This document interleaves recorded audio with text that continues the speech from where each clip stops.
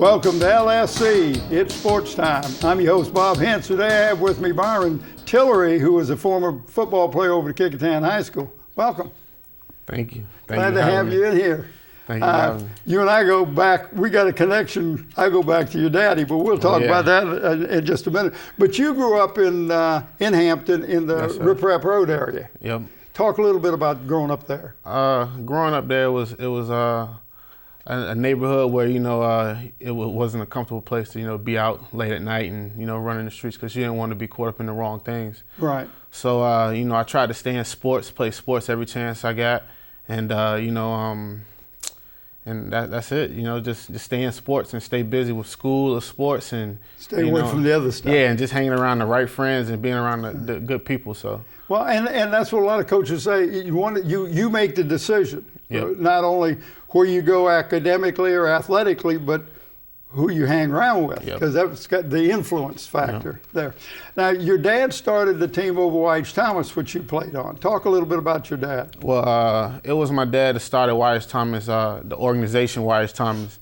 So when he started that, I was still a little kid. I was taking older kids' equipment, putting on their helmets, running around Gotham Hope Park, and just waiting for that big day for me to get my own pads and go out. So, I know my dad did that for a lot of, to get kids off the streets and, to have them doing positive things in their lives and things like that. So, I guess that was a real good thing. Right. So, you lost your dad early in your life, which is a tough thing to lose your father. Tough. But I have a connection with your dad. When I was coaching football and basketball over at Sims Junior High School, your dad played football and basketball for me. Okay. So, and for people who don't know, his name is Purvis Tillery, which is your oldest brother's name, named after your dad.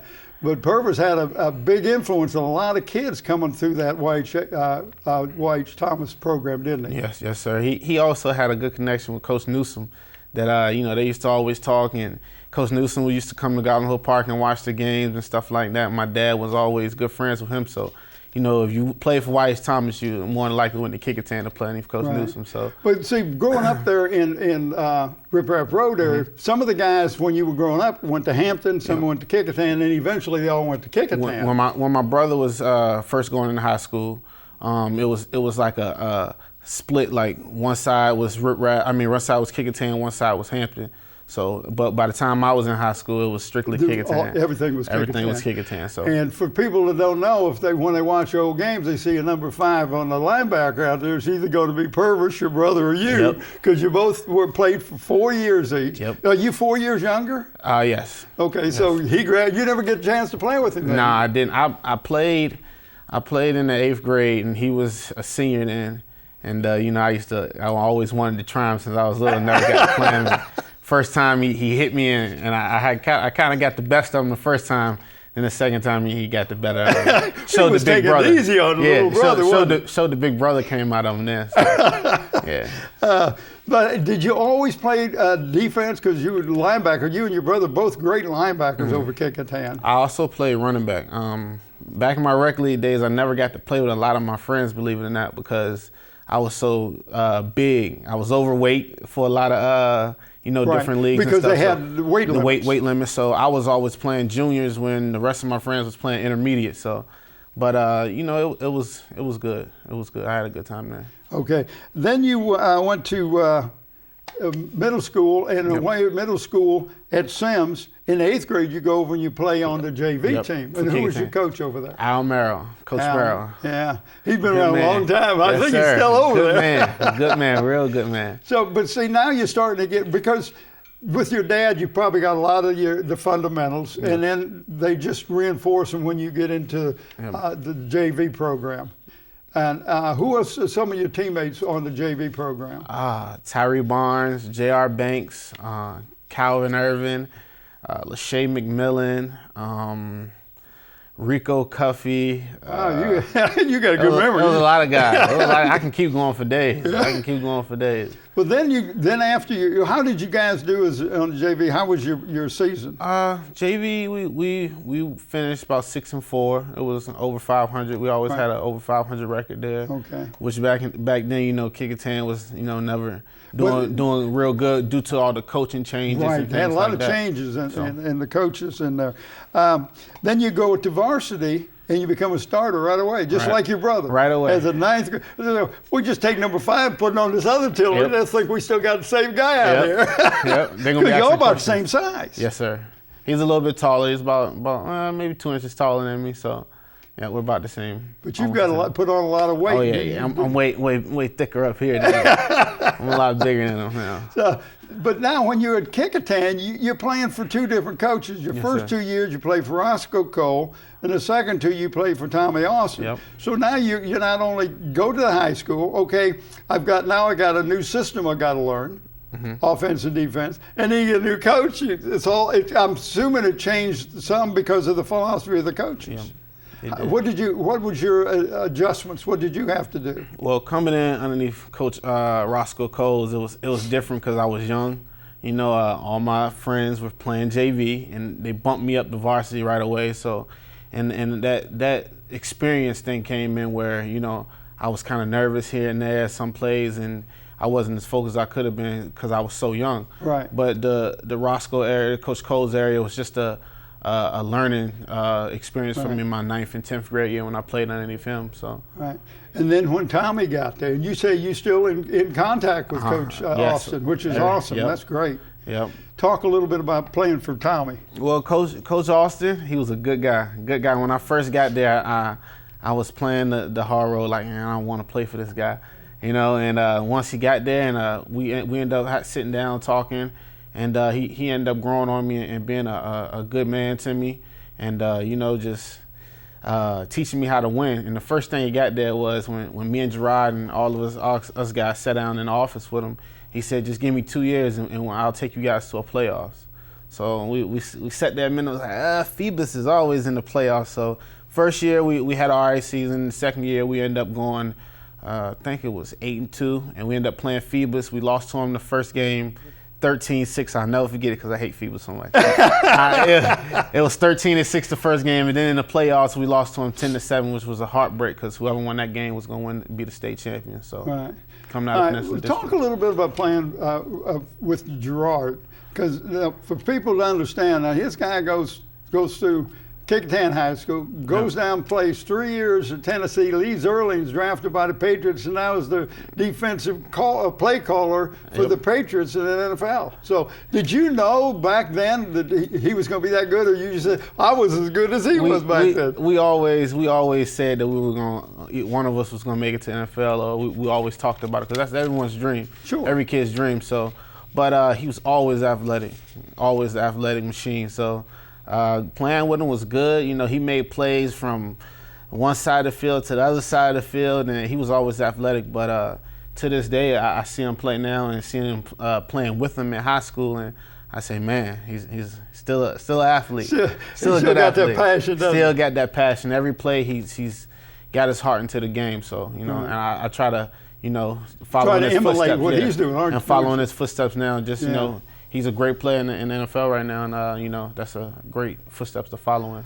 All right, so now you graduated, and you go 1 year down to Chowan. 1 year at Chowan. And you played 1 year there, and then you dropped out for 3 years. Yep. But you never lost your sight to go.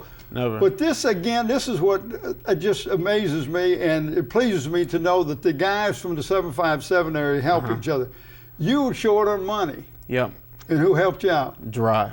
I came from I played at Chowan, and the deal was when I went there was a partial scholarship, so I had to earn my money. So I went out there and I played hard, and I ended up getting a partial scholarship, but I didn't have enough money to take care of the whole semester and things like that. So I ended up coming home from Chowan and ended up being at home just working and working with the kids at the summer camps and stuff like that. And I ended up working, sat out for 3 years, and once Gerard he had got drafted and went to the NFL, and you know, when he was able enough to help me get back into school, he helped me out and helped me get back into school and follow my dream. All right, before we talk about where you're going on before, I don't want to forget to talk about Dan Thompson, who was your defensive coach. Father figure. And your father figure, you know, because you lost your dad early. Talk a little bit about Dan. Coach Thompson, he's a great guy, words can't explain how good he's been to me and my family. He's always been there helping me out with anything, you know, just being a father figure. If I need anyone to talk to, or if I need to sit back and learn the playbook or go over anything before a game week and preparing for a big game or a game, he's always there for me. But he's a great guy. He was like that with Gerard and all the other kids too. So he was a real good guy. Still is a real good guy. Well, and we're going to get him in to do an interview, but diabetes, he lost a leg, and this is what really tore my heart up. Is he gets the prosthesis, he's walking around, I'm coaching, I'm doing it, he gets an infection in the other leg and loses it. Yep. And that was just like a slap in the face. And but he's got a decent attitude that he keeps right on fighting, and I assume that comes from coaching and playing ball. I think that's what me and Gerard gets our drive from, just seeing how everything he's going through and seeing him fight through it and steady go through it and just having a passion for the game. And I think that's where, me and Gerard and other people that play underneath Coach Thompson, how it gets that drive from, because we see him keep fighting and it keeps us, keep going and fighting and striving to. Well, I tell you, you've got a guy that's in your corner. There's no doubt about that. Now, you went to, after you dropped out, you went to another college. Southern Virginia. Yep. And 3 years down there. 3 years there. Talk a little bit about that experience. Well, the first year I got there, I ended up breaking my arm in training camp. Oh, and I played a lot, but I wasn't healthy enough to, do everything like I wanted to do. I ended up still playing good. I finished with, I think it was like 40-some tackles, and I had a couple sacks. Still playing linebacker. Still playing linebacker. Was you inside, outside, middle? What? I was outside. They moved me to outside then. Okay, and you got a good speed. I had good speed. And then I ended up going to, they needed help on the edge. So they wanted me to stand up and play like, I don't know if you ever seen Clay Matthews stand up and play. They had me playing like that off the edge. I ended up having 6 sacks my junior year there. Wow. So, in my senior year I came back and ended up breaking the sack record there and had 10 sacks my senior year. Do you do that on your own, or is that called from the defense is called that before the ball's hike this is my job to blitz? I was like it was just like a play Byron, just go play. Right. So before the snap I knew some plays I had to drop in the coverage, which that was a certain scheme, and with some plays that I just go off the edge and go what and just do what you do best and just go after the quarterback. Now, the more you play, are you able to almost figure out what it is they're going to do? If you've watched enough film on them and that thing, in this formation, this is the tendencies, and that gives you an edge, I'm assuming. With growing up with playing underneath Tommy Austin and Coach Thomas and Coach Thompson, they always used to tell us film, read your keys, and as you study and as you watch film and you learn more about your opponents and stuff, the schemes just come to you like that, like second nature. Right. Now, we're going to wrap this thing up. This has been great. I'm glad to have you in here. But you have been working out with Gerard. Yeah. Talk a little bit about working out with him and what you're going to do because of that. I've been working out with Gerard for about maybe ever since he's been in the league. I've been flying up to Boston, working out with him, and learning the things that's made him so successful, and drilling with him and just having the passion for the game and just learning more about just staying your film and staying your playbooks and stuff like that. And I ended up working out with him, and I got the opportunity to go to 2 small regional NFL combines, one at the Baltimore Ravens facility and one at the Atlanta Falcons facility.